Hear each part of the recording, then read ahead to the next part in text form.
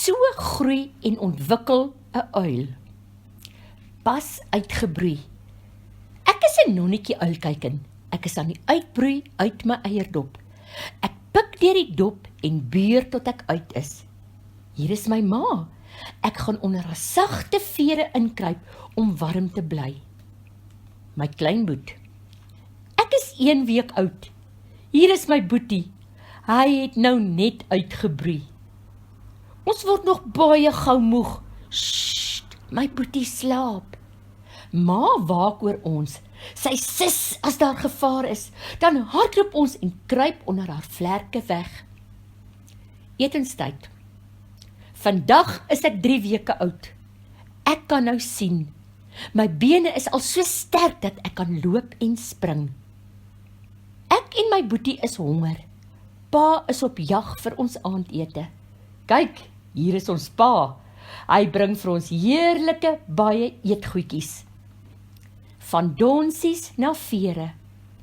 Ek is 6 weke oud. My vlerkvere kom nou deur my wit donsies uit. Ek lyk al te spoggerig, net soos my pa.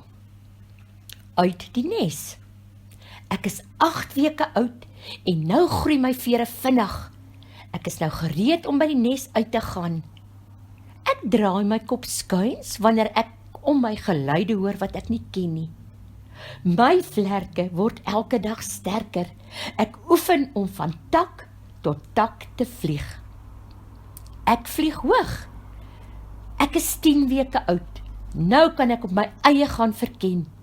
Elke dag vlieg ek hoër en hoër in die lug op. As ek weer wil land, gaan ek sit. 'n Ervare vleer. Ek is 12 weke oud en amper heeltemal uitgegroei. Ek jag nou my eie kos. Ek sweef deur die lug op my lang vlerke. So het ek gegroei.